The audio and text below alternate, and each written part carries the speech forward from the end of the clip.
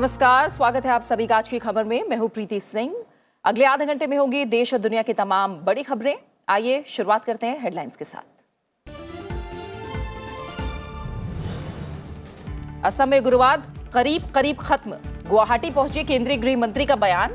कहा स्थायी शांति के लिए बचे संगठनों से बातचीत जारी। विशेष समारोह में असम पुलिस को प्रदान किया राष्ट्रपति ध्वज।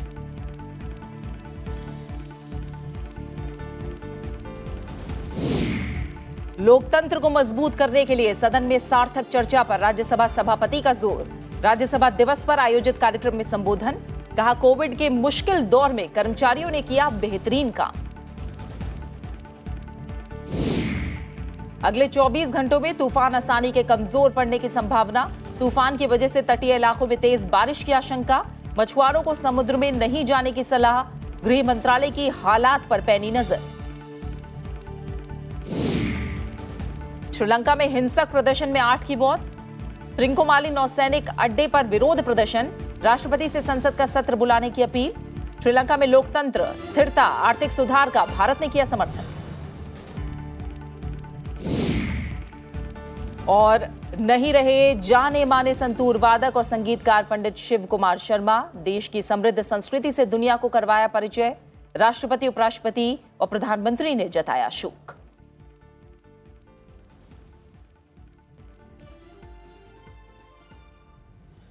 और हेडलाइंस के बाद एक नजर उन खबरों पर जो दिन भर सुर्खियों में रही।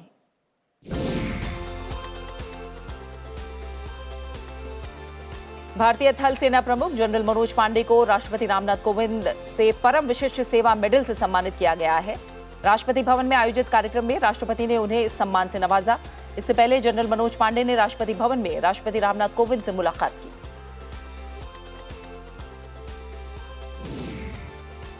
नागरिक उड्डयन मंत्री ज्योतिरादित्य सिंधिया ने दिल्ली में experience studio on drone launch किया। उन्होंने कहा कि 2030 तक भारत को अंतर्राष्ट्रीय ड्रोन हब के लीडर के रूप में परिवर्तित करना है। हमें इस क्षेत्र में देश का नहीं, विश्व का नेतृत्व करना है। इसके लिए भारत को आने वाले वर्षों में करीब 1 लाख ड्रोन पायलटों की जरूरत होगी। कर्नाटक विधान परिषद के 7 सीटों को लेकर चुनाव आयोग ने तारीखों का ऐलान कर दिया है। अधिसूचना 17 मई को जारी की जाएगी और नामांकन पत्र दाखिल करने की अंतिम तिथि 24 मई है। विधानमंडल के 75 सदस्यीय उच्च सदन में इस समय सत्तारूढ़ बीजेपी के 37 सदस्य हैं। ये साधारण बहुमत से केवल 1 सीट कम है। सुप्रीम कोर्ट ने मध्य प्रदेश राज्य निर्वाचन आयोग को राज्य में 2 सप्ताह के भीतर स्थानीय निकाय चुनाव कार्यक्रम की अधिसूचना जारी करने का निर्देश दिया है। कोर्ट ने कहा कि 2010 के संविधान पीठ के फैसले में जिस त्रिपरीक्षण प्रक्रिया का जिक्र किया गया है, उसे जब तक पूरा नहीं कर लिया जाता तब तक ओबीसी के लिए किसी आरक्षण का प्रावधान नहीं किया जा सकता। वहीं कोर्ट ने इस मामले की सुनवाई जुलाई तक के लिए स्थगित कर दी।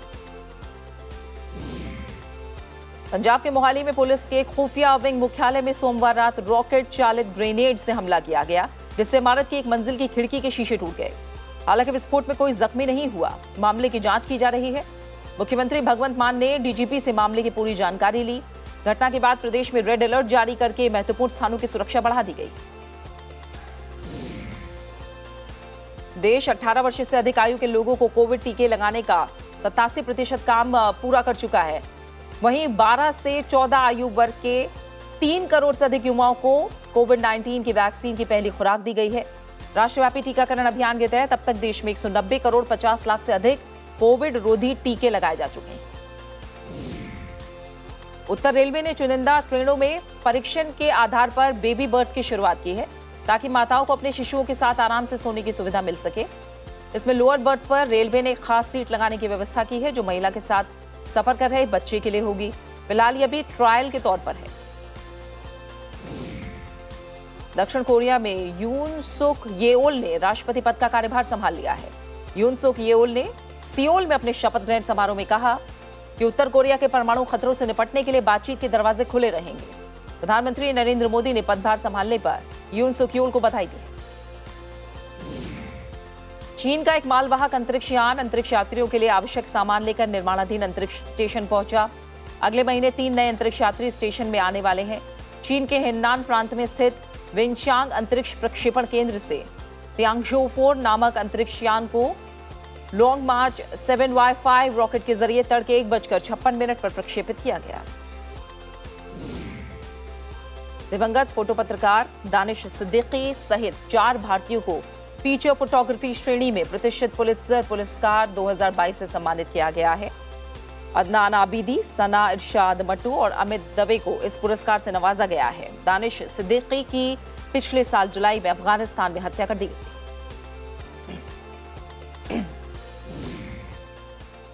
और खबरों पर विस्तार से नजर डालेंगे। केंद्रीय गृह मंत्री अमित शाह ने उम्मीद जताई है कि जल्द ही पूरे असम से सशस्त्र बल विशेषाधिकार अधिनियम को हटा लिया जाएगा, क्योंकि बेहतर कानून व्यवस्था और उग्रवादी संगठनों के साथ शांति समझौते के कारण पहले ही राज्य से इसे आंशिक रूप से हटा दिया गया है।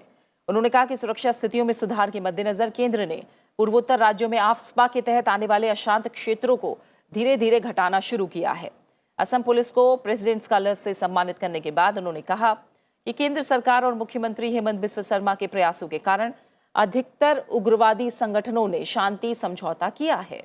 उन्होंने कहा कि वो दिन भी अब दूर नहीं जब पूरा राज्य उग्रवाद और हिंसा से पूरी तरह से मुक्त हो जाएगा। गृहमंत्री ने कहा कि जो लोग आत्मसमर्पण करके मुख्य धारा में लौट आए हैं, उनके पुनर्वास के लिए केंद्र और राज्य की सरकारें काम कर रही हैं। कि असम की महान भूमि से उग्रवाद के बुरे दिन अब समाप्त होने को आए हैं। उग्रवादी संगठनों के साथ देश के प्रधानमंत्री नरेंद्र मोदी जी के नेतृत्व में हमारे युवा मुख्यमंत्री हेमंत बिस्व शर्मा जी शांति समझौते एक के बाद एक कर रहे हैं और वो दिन दूर नहीं है कि असम के अंदर एक भी उग्रवादी संगठन नहीं होगा।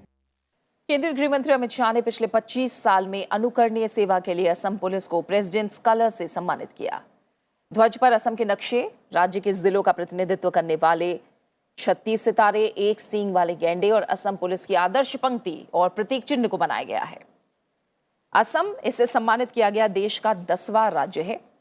प्रेसिडेंट्स कलर शांति और युद्ध के दौरान राष्ट्र की अनुकरणीय सेवा के लिए किसी भी सैन्य या पुलिस इकाई को दिया जाने वाला सर्वोच्च सम्मान है। इस मौके पर गृह मंत्री अमित शाह ने पौधारोपण कार्यक्रम में भी शिरकत की। केंद्रीय गृह मंत्री अमित शाह ने घुसपैठ की समस्या से सख्ती से निपटने के लिए बीजेपी के नेतृत्व वाली असम सरकार की प्रशंसा की है। वहीं आरोप लगाया कि पश्चिम बंगाल सरकार इस समस्या से निपटने में केंद्र का सहयोग नहीं कर रही है। असम में हेमंत बिस्व शर्मा के नेतृत्व वाली सरकार की पहली वर्षगांठ के मौके पर एक रैली को संबोधित करते हुए अमित शाह ने कहा, प्रधानमंत्री नरेंद्र मोदी घुसपैठ की समस्या को समाप्त करने के लिए प्रतिबद्ध हैं। सुप्रीम कोर्ट ने केंद्र से कहा है कि राजद्रोह के संबंध में औपनिवेशिक युग के कानून पर किसी उपयुक्त मंच द्वारा पुनर्विचार किए जाने तक नागरिकों के हितों की सुरक्षा के मुद्दे पर वो अपने विचारों से अवगत कराए। पीठ ने केंद्र की उन दलीलों पर गौर किया जिसमें कहा गया है कि उसने एक उपयुक्त मंच द्वारा राजद्रोह कानून की दोबारा जांच और फिर से विचार करने का फैसला किया है। पीठ ने सुझाव पर भी केंद्र से प्रतिक्रिया देने को कहा कि क्या पुनर्विचार होने तक भविष्य में राजद्रोह के मामलों के दाखिल करने पर अस्थायी रोक लगाई जाएगी। केंद्र की ओर से पेश सॉलिसिटर जनरल तुषार मेहता ने कहा कि वो इस संबंध में सरकार से निर्देश लेंगे और बुधवार को इससे पीठ को अवगत कराएंगे। सर्वोच्च अदालत राजद्रोह संबंधी कानून की वैधता को चुनौती देने वाली अलग अलग याचिकाओं पर सुनवाई कर रही है। प्रधानमंत्री नरेंद्र मोदी ने आज राष्ट्रपति भवन में राष्ट्रपति रामनाथ कोविंद से मुलाकात की। प्रधानमंत्री के 3 देशों जर्मनी, डेनमार्क और फ्रांस की यात्रा से लौटने के बाद हुई ये मुलाकात काफी अहम मानी जा रही है। पिछले 70 वर्षों में राज्यसभा ने संसदीय लोकतंत्र को मजबूत करने में महत्वपूर्ण भूमिका निभाई है। राज्यसभा दिवस पर संसद भवन परिसर में आयोजित कार्यक्रम को संबोधित करते हुए सभापति एम वेंकैया नायडू ने यह बात कही। राज्यसभा सभापति ने बीते सत्रों में राज्यसभा में हुए गतिरोध पर चिंता जाहिर करते हुए कहा कि सदस्यों को अनुशासन और सार्थक चर्चा पर जोर देना चाहिए। उन्होंने कहा कि राज्यसभा के अधिकारियों और कर्मचारियों ने कोविड के मुश्किल दौर में भी बेहतरीन कामकाज किया, जिससे सदन की बैठक सुनिश्चित हो सकी है। We, the Indian Parliament, both Rajya Sabha and Lok Sabha, we set many examples to the rest of the world. So being a largest parliamentary democracy, we must continuously strive to work hard and see to it that we maintain standards and show the way forward for others also. और इसी पर ज्यादा जानकारी के लिए मेरे सहयोगी नवविक्रम सिंह मेरे साथ जुड़ गए हैं। नवविक्रम, जैसा सभापति एम वेंकैया नायडू ने भी कहा कि राज्यसभा ने पिछले 70 वर्षों में संसदीय लोकतंत्र को मजबूत किया है, महत्वपूर्ण भूमिका निभाई है। साथ ही कुछ ऐसे मुद्दे भी हैं, खासकर गतिरोध, जिन्हें लेकर सभापति ने अपनी चिंता भी जाहिर की और जाहिर तौर पर संसदीय गरिमा को लेकर आगे अच्छा कामकाज राज्यसभा में देखने को मिले, ये उनकी तरफ से अपील, अनुरोध भी लगातार रहा है। आज राज्यसभा दिवस में कार्यक्रम किस तरह से रहा और सभापति की क्या अहम बातें रही आज? प्रीति, बिल्कुल आज राज्यसभा दिवस के मौके पर जो समारोह है वो राज्यसभा सचिवालय के कर्मचारियों और अधिकारियों की ओर से आयोजित किया गया, जिसमें सरकार जो राज्यसभा के कर्मचारी हैं उन्होंने सांस्कृतिक कार्यक्रम भी किए, साथ ही पेंटिंग कंपटीशन के अलावा कई इस तरीके के जो राज्यसभा कर्मचारियों के बच्चों के लिए कार्यक्रम थे वो थे। इसके अलावा आज कार्यक्रम में राज्यसभा के सभापति एम वेंकैया नायडू भी पहुंचे और उपसभापति और राज्यसभा के महासचिव भी पहुंचे।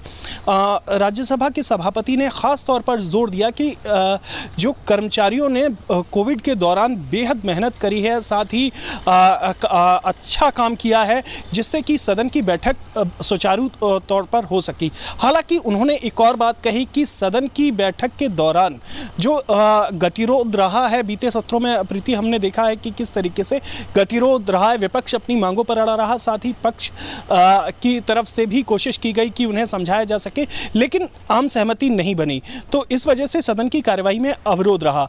लेकिन राज्यसभा के सभापति ने कहा है कि आपस में बेहतर तालमेल हो, सार्थक बहस हो, चर्चा हो, क्योंकि देश भर की निगाहें सदन की ओर होती हैं, सरकार से सवाल पूछे जाते हैं, जो सांसद हैं सरकार से प्रश्नकाल के दौरान सवाल पूछते हैं, शून्यकाल में अहम मुद्दे रखते हैं। ऐसे में जो सदन में जिस तरीके से राज्यसभा की शुरुआती दिनों में जो कामकाज होता था, बेहतर चर्चा होती थी, उस परंपरा को लगातार बनाया जाए और उस परंपरा और जो नए पार्लियामेंटेरियन होंगे, जो नए सांसद होंगे, उनके सामने एक मिसाल पेश की जाए कि राज्यसभा की कार्यवाही के दौरान एक सार्थक चर्चा देखने को मिलती है। बिल्कुल बहुत बहुत शुक्रिया आपका हमारे साथ जुड़ने के लिए और इस बातचीत के लिए। वहीं राज्यसभा के उपसभापति हरिवंश ने इस मौके पर राज्यसभा के कर्मचारियों की सराहना की। साथ ही उन्होंने कहा कि सचिवालय के कुशल कामकाज में राज्यसभा के सभापति एम वेंकैया नायडू के मार्गदर्शन की अहम भूमिका है। अगर सही मायने में सरकार की जवाबदेही को हमें लागू करना है तो उसकी पहली शर्त है कि संसद एवं विधानसभाएं ऑटोनोमस तरीके से काम करें। इस मौके पर राज्यसभा सचिवालय के अधिकारियों और कर्मचारियों ने अपनी प्रतिभा से सबको मंत्रमुग्ध कर दिया। आइए आपको भी दिखाते हैं समारोह की कुछ झलकियां। स्वराज मेरा जन्मसिद्ध अधिकार है और मैं इसे लेकर रहूंगा। मैं मानता हूं कि हमारा इतिहास गौरवशाली है और रहेगा।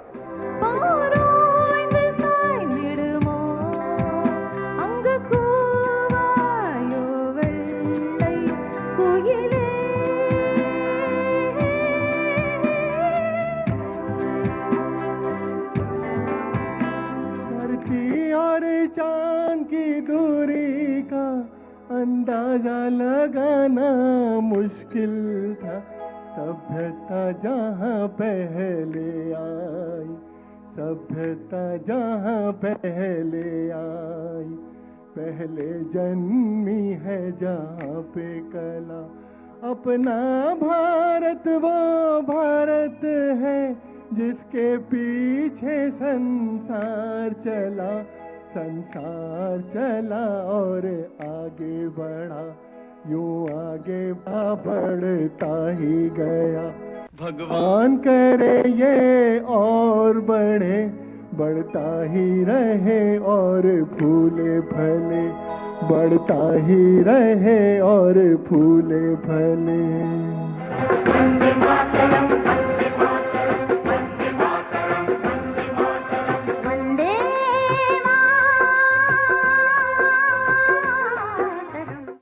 और आज की खबर को आप टेलीविजन के अलावा संसद टीवी के सोशल मीडिया प्लेटफॉर्म पर भी देख सकते हैं।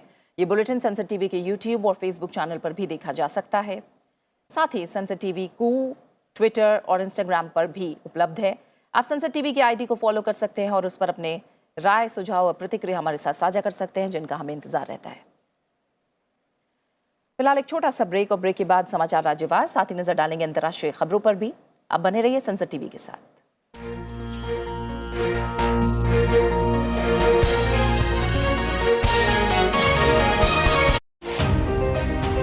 Why do you think that this law is regarded as a landmark law? For the first time in the country, it has empowered and given voice to the mental health patients, and it has decriminalized section 309, which is attempt to suicide. For landmark paradigm shift from the custodial care to mental health care under the Mental Health Act 2017 is a very big reason to celebrate 75 years of independence. Watch with us 75 years laws that shaped India.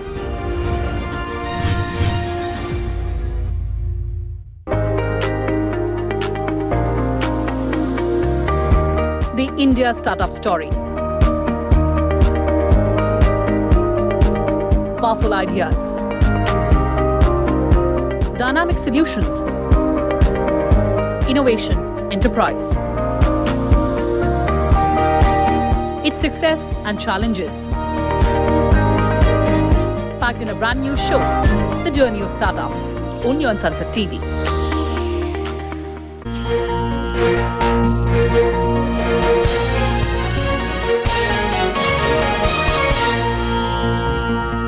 और खबरों में बढ़ते हैं आगे और बात करते हैं राज्यों से जुड़ी तमाम बड़ी खबरों की।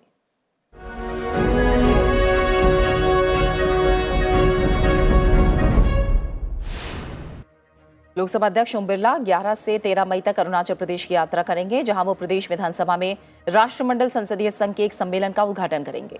कार्यक्रम में राज्यसभा के उपसभापति हरिवंश, अरुणाचल प्रदेश विधानसभा के अध्यक्ष पासंग दोरजी सोना, अरुणाचल प्रदेश के मुख्यमंत्री पेमा खांडू भी शामिल होंगे। बीजेपी के राष्ट्रीय अध्यक्ष जेपी नड्डा ने सूरतगढ़ में बीजेपी कार्यकर्ताओं के साथ बैठक की। इस दौरान मंच पर राजस्थान की पूर्व मुख्यमंत्री और बीजेपी नेता वसुंधरा राजे सिंधिया समेत कई केंद्रीय नेता भी मौजूद रहे। कांग्रेस नेता राहुल गांधी ने गुजरात के दाहोद में आदिवासी सम्मेलन में केंद्र सरकार पर निशाना साधा। उन्होंने कहा कि अब नया गुजरात बनाना होगा। कांग्रेस गुजरात को ऐसा मॉडल देगी जिसमें सब मिलकर काम करेंगे। उत्तर प्रदेश के मुख्यमंत्री योगी आदित्यनाथ ने मेरठ में रैपिड रेल प्रोजेक्ट का निरीक्षण किया। मुख्यमंत्री ने करीब 3 साल से चल रहे प्रोजेक्ट का पहली बार जायजा लिया। साथ ही योगी आदित्यनाथ ने मेरठ के 8 चौराहों पर ट्रैफिक मैनेजमेंट के कार्यों का भी अवलोकन किया। ओडिशा के मुख्यमंत्री नवीन पटनायक ने नए भर्ती किए गए डॉक्टरों और पैरामेडिक्स के लिए ओरिएंटेशन प्रोग्राम का उद्घाटन किया। उन्होंने कहा कि स्वास्थ्य सेवा मेरी सरकार की सर्वोच्च प्राथमिकता है। पंजाब और हरियाणा हाईकोर्ट ने बीजेपी नेता तेजिंदर पाल सिंह बग्गा को कथित तौर पर भड़काऊ बयान देने और आपराधिक धमकी देने के मामले में राहत देते हुए उनकी गिरफ्तारी पर 6 जुलाई तक रोक लगा दी है। इस दौरान जांच जारी रहेगी। इस दौरान पंजाब पुलिस वकीलों की मौजूदगी में बग्गा का बयान दर्ज करा सकती है। दक्षिणी दिल्ली नगर निगम के अधिकारियों ने आज न्यू फ्रेंड्स कॉलोनी में गुरुद्वारा रोड पर अवैध अस्थायी निर्माण को हटाया। इस मौके पर वहां पर्याप्त पुलिस बल मौजूद रहा। एसडीएमसी दक्षिण दिल्ली के कई हिस्सों में 4 मई से 13 मई तक अतिक्रमण अभियान का पहला चरण चला रही है।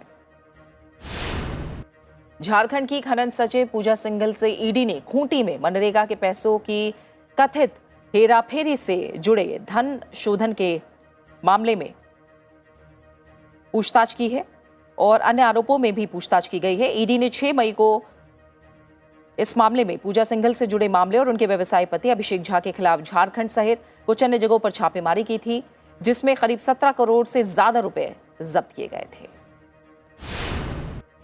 श्रीनगर की विशेष अदालत ने आतंकी गतिविधियों के वित्त पोषण के लिए पाकिस्तान में एमबीबीएस कराने को लेकर जम्मू कश्मीर में सीटें बेचने के लिए हुर्रियत नेता सहित 7 अन्य के खिलाफ आरोप तय किए हैं। इन पर पढ़ाई के नाम पर छात्रों के ब्रेन वॉश का आरोप है। अनंतनाग के दोरो इलाके में स्थित क्रीरी में सुरक्षा बलों ने मुठभेड़ में 2 आतंकियों को मार गिराया। फिलहाल सेना इलाके में सर्च अभियान चला रही है और पूरे इलाके की घेराबंदी सेना ने कर रखी है। चारधाम यात्रा के लिए श्रद्धालुओं की भारी भीड़ को देखते हुए उत्तराखंड सरकार ने 4 धाम में तीर्थयात्रियों के पंजीकरण में 1000 यात्रियों की वृद्धि की है। सभी यात्रियों का पंजीकरण अनिवार्य है। सत्यापन के लिए सभी पुलिस चौकियों पर कड़ाई से और नियमित रूप से जांच की जा रही है। चक्रवात का असर कर्नाटक और आंध्र प्रदेश के मौसम पर पड़ा है। बेंगलुरु में बारिश हो रही है। मौसम विभाग के मुताबिक 11 मई की सुबह तक श्रीकाकुलम, विजयनगरम, विशाखापट्टनम, ईस्ट गोदावरी, कृष्णा, गुंटूर और पश्चिमी गोदावरी के छिटपुट जगहों पर 40 से 60 किलोमीटर प्रति घंटे की रफ्तार से तेज हवाएं और भारी से अत्यधिक बारिश भी हो सकती है।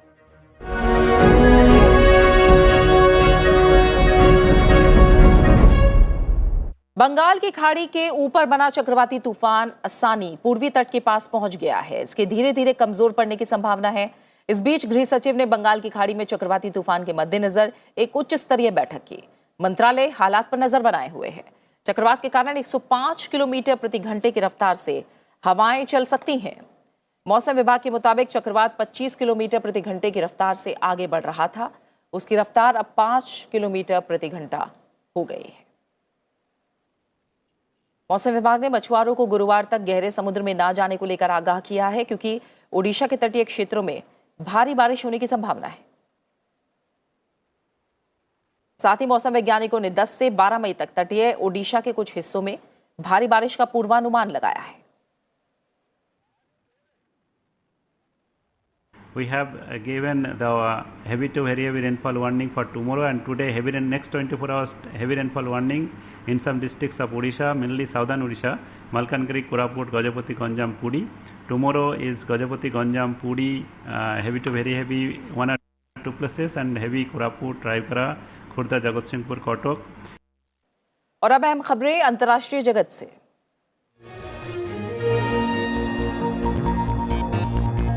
बात श्रीलंका की, जहां त्रिंकोमाली नौसैनिक अड्डे के सामने विरोध प्रदर्शन शुरू हो गए।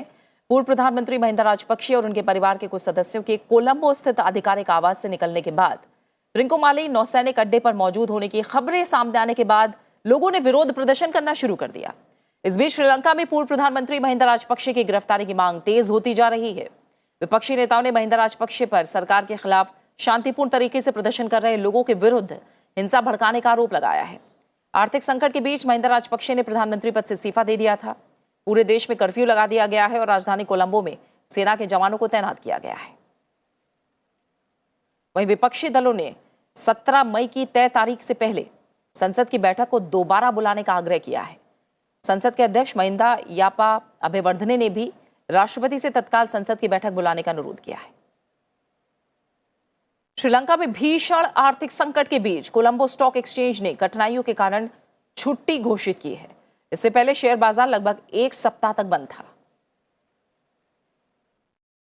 वहीं भारत ने कहा है कि श्रीलंका के करीबी पड़ोसी देश के रूप में भारत वहां लोकतंत्र, स्थिरता और आर्थिक स्थिति को पटरी पर लाने का पूरा समर्थन करता है और पड़ोस प्रथम की नीति को ध्यान में रखता है।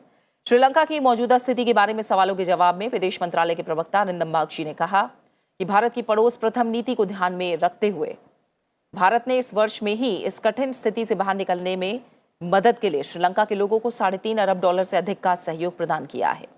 उन्होंने कहा कि इसके अलावा भारत के लोगों ने वहां खाद्य, दवा जैसी आवश्यक वस्तुओं की कमी को दूर करने के लिए मदद दी है। अमेरिका के राष्ट्रपति जो बाइडेन ने यूक्रेन को $40 अरब की सहायता देने वाले प्रस्ताव पर हस्ताक्षर करके उसे मंजूरी दे दी है। अमेरिका यूक्रेन पर रूस के आक्रमण के खिलाफ एक संयुक्त मोर्चा बनाने की कोशिश कर रहा है।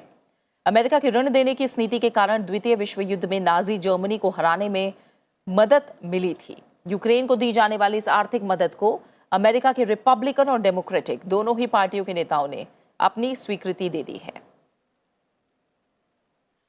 वहीं रूसी बलों ने यूक्रेन में आपूर्ति मार्गों और आयुध परिवहन को बाधित करने के प्रयास में ओडिशा के महत्वपूर्ण तट पर धावा बोल दिया है। वहीं दक्षिणी तट पर रूसी सेना ने इस्पात संयंत्र पर हमला जारी रखा है। रूसी बलों ने ओडेसा स्थित ब्लैक सी पोर्ट पर हवा से 7 मिसाइलें दागी और वहां एक शॉपिंग केंद्र और एक गोदाम को निशाना बनाया। सेना के मुताबिक इस हमले में एक व्यक्ति मारा गया है, 5 जख्मी हुए हैं। यूक्रेन का दावा है कि सोवियत काल के कुछ हथियारों का इस्तेमाल किया गया और उनका निशाना प्रामाणिक नहीं था। मारिउपोल में स्थित इस्पात संयंत्र के भूमिगत सुरंगों में अभी भी कई लोग फंसे हैं। इस बीच युद्ध में मृतकों की संख्या हर दिन बढ़ती जा रही है। यूक्रेन के अधिकारियों के मुताबिक उन्होंने कुछ सप्ताह पहले तबाह हुई उत्तर पूर्व की एक इमारत की मलबे से 44 लोगों के शव निकाले थे। और इसी के साथ फिलहाल इस बुलेटिन में इतना ही। विख्यात संतूर वादक और संगीतकार पंडित शिव कुमार शर्मा हमारे बीच नहीं रहे। वो पहले संगीतकार थे जिन्होंने संतूर पर भारतीय शास्त्रीय संगीत के सुर बिखेरे। बुलेटिन में फिलहाल इतना ही और जाते जाते आपको छोड़ जाते हैं पंडित शिव कुमार शर्मा के जीवन की कुछ झलकियों के साथ। आप अपना अच्छे से ख्याल रखिए और मुझे दीजिए इजाजत। नमस्कार।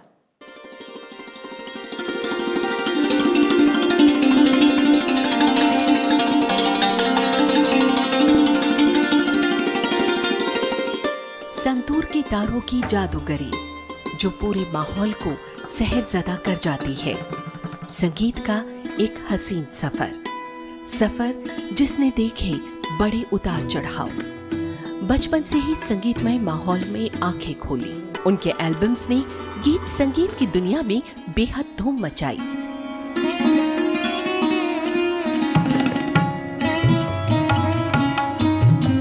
यही नहीं, बॉलीवुड में शिवहरी ने एक से बढ़कर एक गीत रचे जो हिंदी फिल्मों की दुनिया में इतिहास रच गए। की मेहनत और समर्पण का सिला रहे बेशुमार अवार्ड्स और सम्मान।